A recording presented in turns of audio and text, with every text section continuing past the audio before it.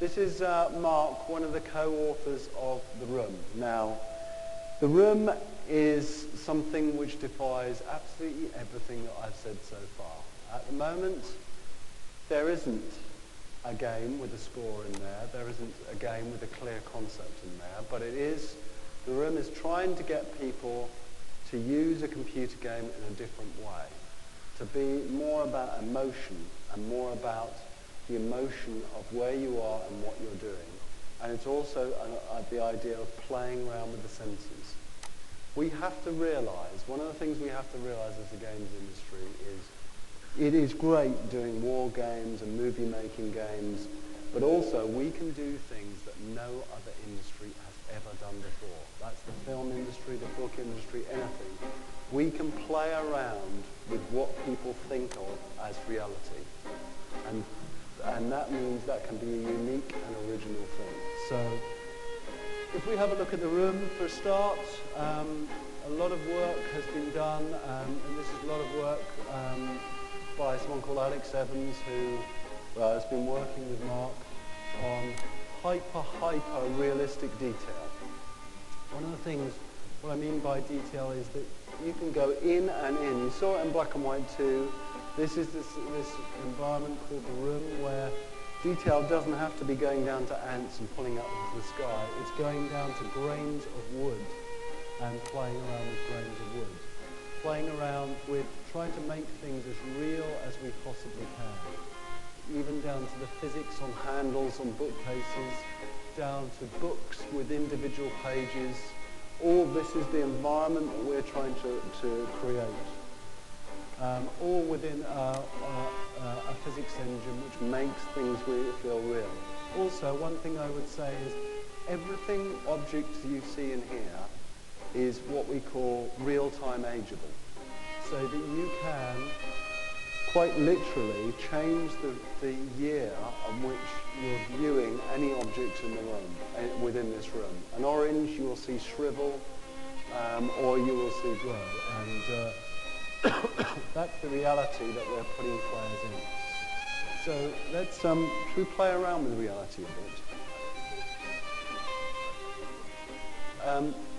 I think you press X, can't you, to get the portals?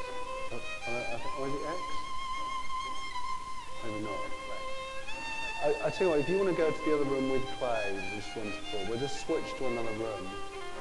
Yeah, go to the one with the two. Yes. We're just switching rooms because one of the things here is to have rooms have a context, and you can only do certain things in certain rooms. And one of the things we want to show you is about portals.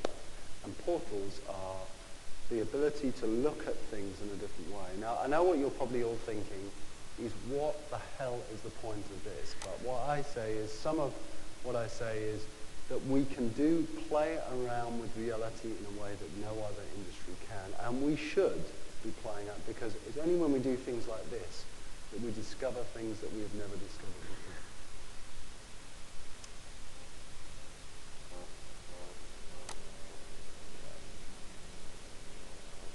You just need to wind the timer. This was part of the demo I gave yesterday, and I just need to go through this one little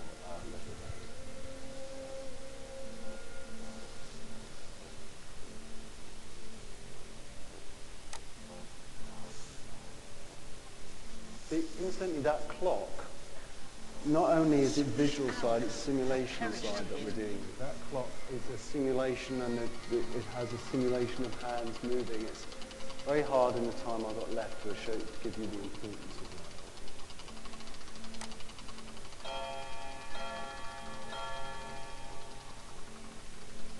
This is a mighty room.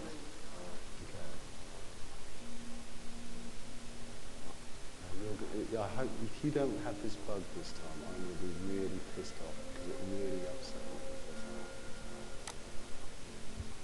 This is a portal. It's looking into another space. You can just walk through that portal into that space.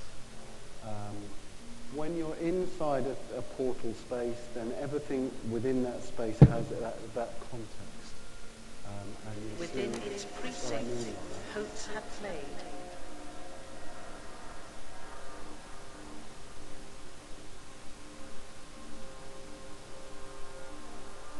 Now, while this bit is playing, just say one thing is that what Lionhead is trying to do is it's trying to bring especially games designers together. And if anybody is interested in applying for a job at Lionhead, here's one now. Then we'd love to hear from game designers, because we're trying to approach things in a slightly different way. This is what we call digital clay. It allows you to make things, and when this room recognizes the thing that you're making, it will change into that object. For example, here's a bowl of oranges. Should we play around with one of those oranges now? Yeah, open that up. Open that up. We're opening this up and having a look at the room we were in. It's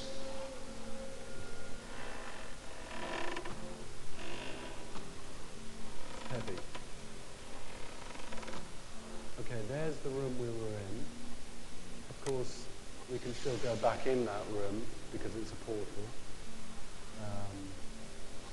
And that's the interesting thing, is portals show views into other areas. Now let's talk about portals that are like mirrors. There are two portals in this room. What you see out of one portal is what is seen by another portal. So if we look at this portal, what you can see in that portal is what you see out of that portal there. So let's first of all go through that one portal. So if we go through this portal, we come out of the other portal. This portal is a different size, and what does that mean? What that means is if we take this orange and we put it through that portal, when it comes out of this portal, where's it gone? Take another one.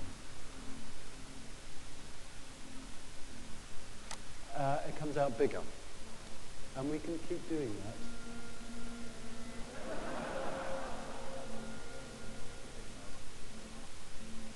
You've really messed yourself up. There's one interesting thing you can do. If you get one portal here and one portal here, and this is the the big one here and the small one here, and you throw one thing through, it gets into this circular loop of getting bigger and bigger and bigger until eventually it's too big. So let's make something very long, and let's put this through the big portal and see it through the small portal. Yeah, all the small. So you can see it's going in there. It's like a magician's trick, and it's coming out the other side. Now these are things just playing around with people's perception of reality is going to give us some really interesting ideas. I tell you what I'm going to do is, Mike, if you just carry on playing around in the room and making a few objects, I'd love to take some questions now. I know we're running out of time. Does anyone have any questions to ask? Really, this talk should have been more prepared. If I had had to, I would have tried to make it more prepared. But the whole idea partly was to say, here's some of the challenges that we've got for next generations, and here's some of the way we're approaching those challenges, and also to inspire people by some of the stuff that we're doing. So, anybody, any questions at all? Right, release dates. Now that is the biggest challenge of all, isn't it? Black and White 2, we would be idiots not to balance the hell out of it. Our schedule currently says this fall. Whether or not the final balancing means this fall is another thing. The movies, again, we would be foolish not to balance it. Our schedule says,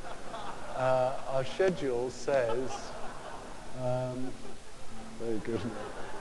I thought people were laughing at the release date. Our schedule says this fall. This, never. I don't think, ever. I don't think it'll ever be released as a game. It may be released as a demo.